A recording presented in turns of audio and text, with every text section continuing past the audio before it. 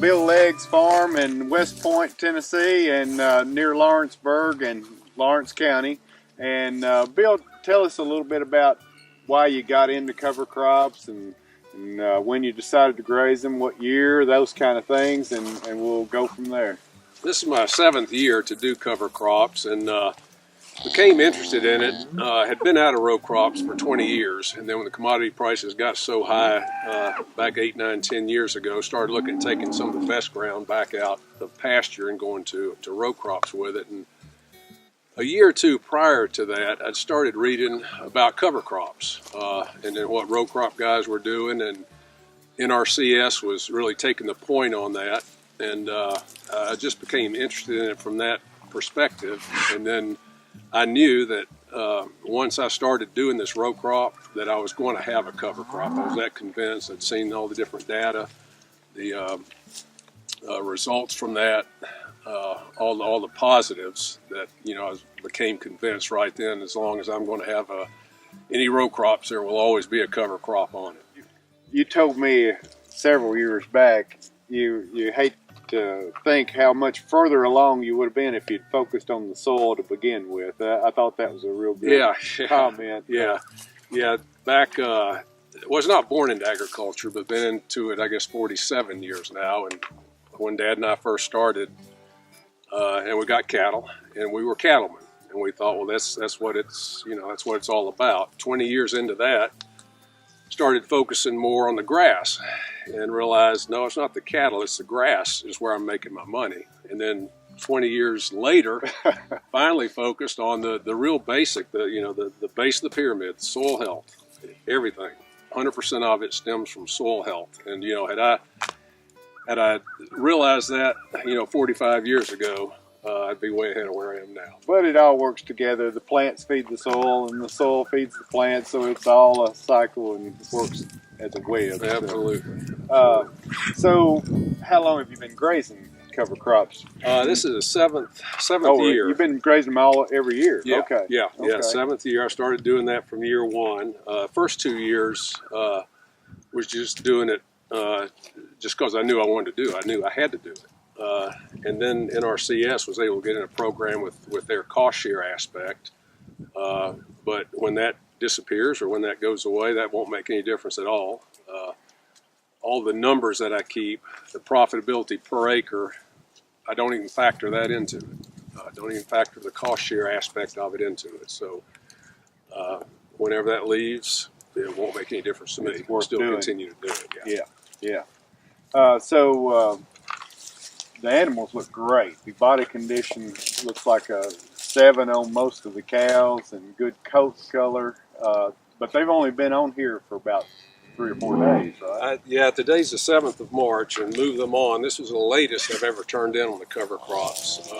Last year was the earliest.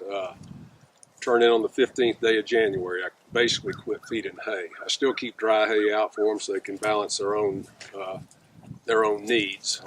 How long do you expect them to be on this field? I want to keep it at 4 inches or better. And now the soil temps have come up.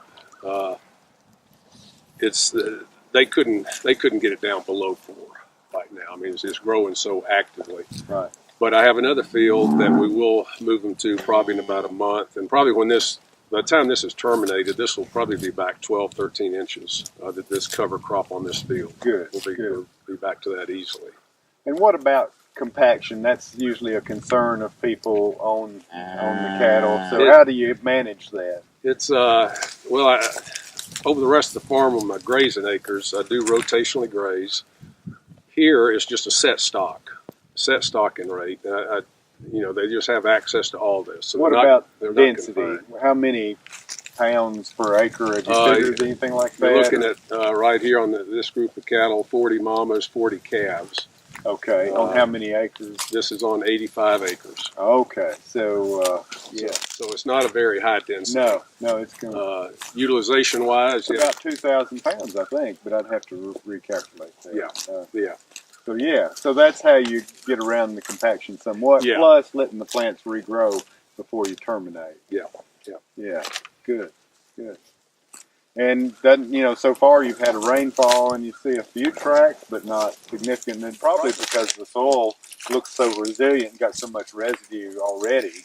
If it would have been tilled, then this would be a mess. Oh yeah. It'd be you couldn't do anything with it. Couldn't do anything with it. And I have a high component of ryegrass in here. And that root system on the ryegrass is just, I've never seen anything like it. Right. It doesn't have the depth like cereal rye does, but as far as the mass. fibrous root mass itself, it's just so awesome at helping to support the weight. And your row cropper hadn't had any problem with the ryegrass killing it? No. Yeah, good.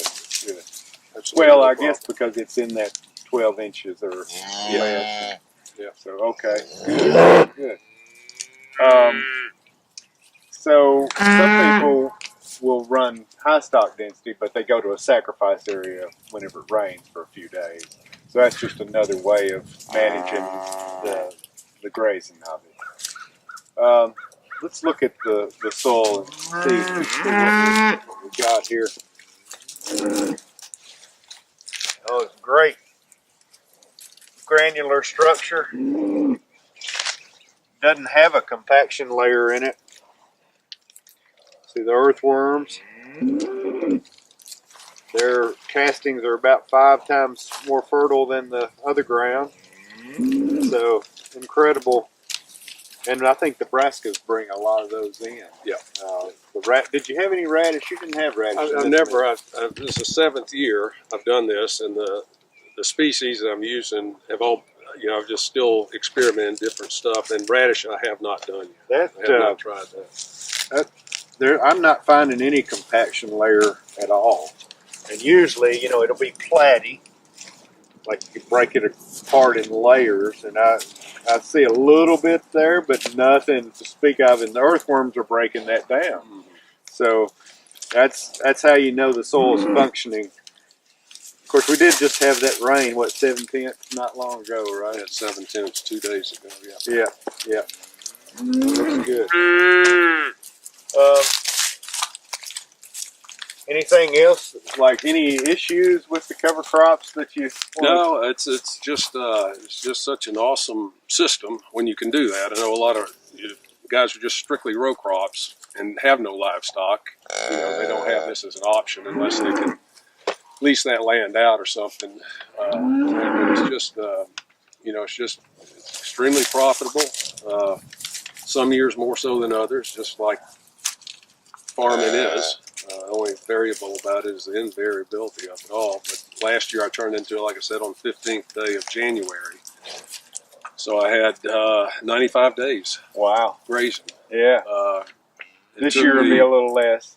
This year going to be 67 days is what I'm looking at. Okay, now. good. Just because of the time factor. We had two periods of extended single-digit weather, which just you drive from the road, you look like a Bermuda grass field out here. The top, 6-7 inches was just freeze dried, so it had to start from the bottom couple inches. And you said this was aerial seeded at corn harvest. This was aerially seeded, yes. Yeah, and the one where you harvested, or they harvested right after you sowed it, did a lot better than the others. Yeah, there was an equipment breakdown that caused some delay, and then a weather event where it was about almost 3 weeks difference in the harvesting times, and that showed up in the stage of grass. Out of the field, the stage of grass right now is several inches below this. Okay, but this will buy it some time, and it'll be equivalent to this, you think? Oh, absolutely, yeah, in just a matter of a couple of weeks. Right. So what changes do you foresee that you'll make in the future as far as the mix or seeding dates or anything you want to talk about? Seeding rates? Next year, this is going into beans this year. Okay. It's following corn, so it's going into beans. The year after this, it'll be going back to corn, so I'm going to look at trying vetch, introducing vetch, and possibly Austrian winter peas into that with the nitrogen component. So. Yeah, that'll be good. But it's like I say, I've changed it 7th year, and it's just I've changed the rates and changed the species every year. Something. Yeah, changed. well, it's good to do that anyway, like a crop rotation. So Yeah, sometimes we recommend leaving Nebraskas out about every third year. Leave them out because of some disease buildup and all. But with cover crops, I don't know if it's that big an issue, but it's something to consider. But the animal preference, you seeing pretty uniform use. I initially did cereal rye, and one year I guess I didn't have my drill. I drilled it that year and didn't have my drill calibrated right. I ended up short about 5 acres. That means the other got a higher rate, right? So I went, and they didn't have any. They didn't have any of that of the rye. I ended up getting triticale, which is a cross, a hybrid between coarse wheat and rye. And I just watched the cattle during that grazing several months, and they just targeted that triticale area. I mean, so much more heavily than the cereal rye. A little more area. stimmy in the rye. So I just completely have left that out every year since then, and used the triticale as opposed to cereal rye. And what about growth differences in the rye and the triticale? A little bit behind. A little bit. The triticale is a little bit behind. The rye did come on a little better, but it's just the palatability issue just seemed to be so much better. I decided to just the rye can run off and leave you. Yeah. Yes. From the very first time I learned about cover crops, NRCS was spearheading that. That just impressed me so much. And like I say, that if you can get cost assistance with this, that's great. But it's been profitable every year, and then the profits it's gone from, this is going to be the least profitable year, and there are different ways to figure it. I'm just doing it on a per acre basis, but it's going to be about $11 per acre, pure clear profit. Last year, $42. Oh, yeah, and it's because of the grazing days. Yeah, that's per acre. That's per acre. Yeah, per acre. So any given year is probably. Profit's probably going to be around 30 in any given year. This is just going to be the lowest because of the, I was so much later turning into it. Okay. And the reason I know that, and here's how I figure that, Greg, is that I know what it cost me to feed this herd every day prior to turning into this. So once I turn into this, you're buying that many days. Yeah, right, exactly. So, and even if it's pasture growth time, you're stockpiling that other pasture where it's more, got a little more fiber in it. And that's a good point, better. Because this year, that's what's going to save me this year. This is going into beans. I'm going to have about 30 days longer to graze this. Okay. If this were going into corn, I'd have the animals off maybe around the 10th of April to get some growth back before we killed it, before we terminated it, for the corn crop to come in. With it being beans, I'll be able to graze it till probably about the 10th of May. Another 30 days on that end, just like you said, and then let my other pastures is just stockpiling. Now, what if it turned off and we got 3 inches of rain, and it's just mucky time, just rain? What would you do? Well, for me here, and everything's going to be different from farm to farm. With the stocking rate being so light right here, I could have had them in here the whole month of February. And we had 15.2 inches for the month of February. So you wouldn't have been concerned? It wouldn't have bothered me at all. Okay. At all. It was just the stage of the grass, was not enough for me to turn into. Wasn't ready. Yeah.